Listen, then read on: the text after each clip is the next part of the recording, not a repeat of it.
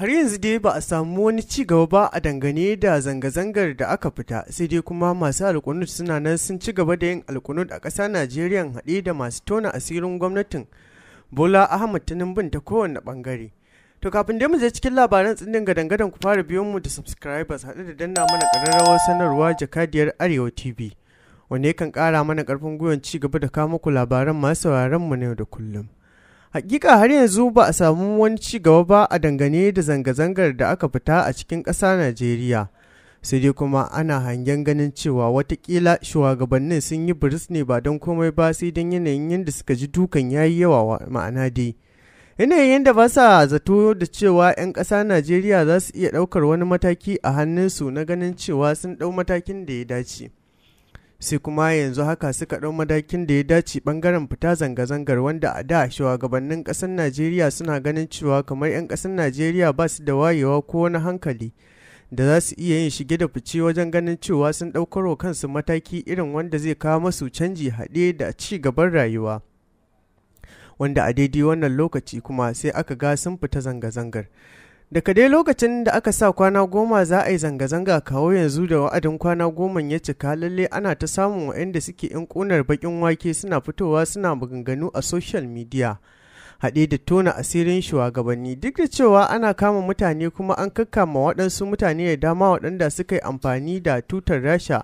ɓangaren yaɗa fushinsu a lokacin zanga-zanga. To hakikanin gaskiya duk da kasancewar hakan har yanzu waɗansu mutanen ba su daina fitowa suna tona asirin ƙasa Najeriya ba, sai dai waɗansu an yi lakabi da cewa ba 'yan ƙasar nan ne a zaune ba, bi ma'ana dai haifafun ƙasar Najeriya ne amma ba sa cikin ƙasar nan a zaune. Musamman dai ɓangaren arewacin Najeriya ana ta tona asirin gwamnatin Bola Ahmed Tinubu. Menene abin da ya kunna wutar zuciyar mutane har suke ganin cewa sun kuna ba sa jin kauri a dangane da irin abin da zai faru da su idan sun fito sun yi magana?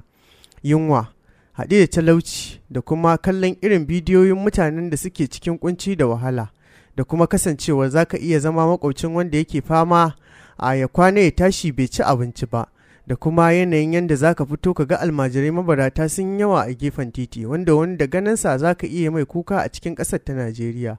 Wayannan dalilan ne ya sa mutane yanzu ba sa tsoron mutuwa a dangane da irin mulkin da ake gudanarwa a ƙasa Najeriya. Dama an ce, idan kana da hali wajen ganin cewa ka yi yaƙi da zalunci za ka iya fitowa da bakinka, ko kuma da wata dukiya taka, ko kuma da irin ƙarfin da Allah ya yi ma, da duk irin baiwar da kake da ita ta ɓangaren da ya yi ma ita. To lallai a yanzu haka 'yan fim sun ɗauka suna yaɗa jita-jita, waɗansu kuma suna yaɗa gaskiya a dangane da gwamnati, waɗansu kuma suna tona asirin gwamnati. Haka zalika 'yan social media ma sun ɗauka suna yin irin wannan ɗabi'ar wajen ganin cewa an nuna wa gwamnati fa an san me ake yi. Ba wannan ne abin da zai baka mamaki ba, sai ta inda waɗansu mutanen suke fitowa suna kare gwamnatin amma a yanzu sun daina, wajen ganin cewa ana zuwa da hujjoji waɗanda suke doke nasu idan sun ce ba sa so a zagi wannan gwamnati ko kuma a tunzura mutane a dangane da wannan gwamnati. To fa lalle babu shakka gwamnatin tana abin da bai dace ba, shi yasa ake haka. To asiri dai yana ta daɗa tonuwa, kuma ba komai ne yasa waɗansu mutanen suke ƙara tona asirin ba ta wani ɓangaren guda, sai ta inda aka ji waɗansu manyan ƙasashe sun shigo cikin lamarin, bi ma'ana dai a hukumance, watan dai Majalisar Ɗinkin Duniya ta shigo cikin lamarin, wanda a kwanan nan idan ban manta ba aka turo Human Rights domin ta yi sauri ta gargaɗi Bola Ahmed Tinubu a dangane da halin da al'ummar ƙasa Najeriya suke ciki, domin sun ce sun yi bincike sun tabbatar da duk abin da ake faɗa a ƙasa Najeriya haka yake. Ma'ana dai yunwa abin takaici tana iya kashe talaka a cikin ƙasa Najeriya. Na biyu, yanayin yanda ake ganin cewa tsaro ya yi karanci a cikin ƙasar ta Najeriya, 'yan ta'adda sukan shigo ƙasa Najeriya su cutar da ƙasa Najeriya, kuma waɗansu ma mazauna ƙasa Najeriya ne su cutar da talakawa. Hakan kuma baya shafar shugabannin ƙasa ko ɗaya a cikin irin abubuwan da yake faruwa. Bi ma'ana dai baya shafan gwamnoni, 'yan majalisu da kuma sanatoci da shi kansa president da kuma iyalansu. Ma'ana su Allah Ubangiji subhanahu wa ta'ala ya sa suna da dama da iko wacce za su kare kansu da iyalansu, don haka iya wutar take karewa kan talaka. Da kuma yanayin yanda aka lalata Najeriya babu wani abu na more rayuwa, haɗe da lalata ta ɓangaren tsadar farashin man fetur, haɗe da yanayin yanda kayan masarufi suke ƙara hauhawa a yau da gobe. Hakika Human Rights duk baki ɗaya ta gano wannan lamari, ma'ana dai hukumar kare haƙƙin ɗan adam, wanda a takaicen takaicewa duk abin da aka gaya ma cewa da abu kaza yake yaƙi kuma yana so a samar da abu kaza to lalle fa dole sai ya gwada adalcinsa a lokacin da wannan abin ya taso. Akan haka Majalisar Ɗinkin Duniya ta turo Human Rights ta musamman domin ganin cewa an gargaɗi Bola Ahmed Tinubu haɗe da cewa ya dawo da linzamin mulkin sa wajen duban talakawan da yake mulka,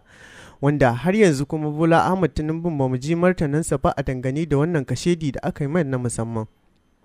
Lalle babu shakka wannan kashedi ya kai ya sa Bola Ahmed Tinubu ya waiwayi 'yan Najeriya. Kuma Majalisar Ɗinkin Duniya tana da dokoki da dalilai waɗanda ya kamata a ce ta yi wa Bola Ahmed dole, ma'ana dai kuma sai ta mai dolan a yanzu haka kuma dole ne sai ya ɗau abin da ta ce, duba da ita Majalisar Ɗinkin Duniya majalisa ce wacce take tattaunawa akan abubuwan da suka shafi ƙasa Najeriya, kuma ta fitar da Human Rights daga cikin ta, bi ma'ana dai hukumar da take kare haƙƙin ɗan adam a koda yaushe, ko da a ce mutum ɗaya ne cikin ƙasa ya galabaita ko kuma ya sha wata wahala a sanadin yanayin yanda aka zaɓi gwamnati, to lalle ana da hujja da kuma dalilin da za a tuhumi shugaban ƙasan, domin rai ɗaya ne kuma shi ma shugaban rai ɗaya ne. Kaga kenan idan dai har an ce za a bari a yi zalunci to fa lalle babu shakka ba zai iya yiwuwa ba, sai dai kuma idan aka ga abin ya gagara akan iya komawa ga Allah. A yanzu haka dai 'yan al'ummar ƙasa Najeriya sun koma ga Allah wajen yin alkunut, haɗe da fitowar waɗansu mabambantan mutane suna fitowa suna tona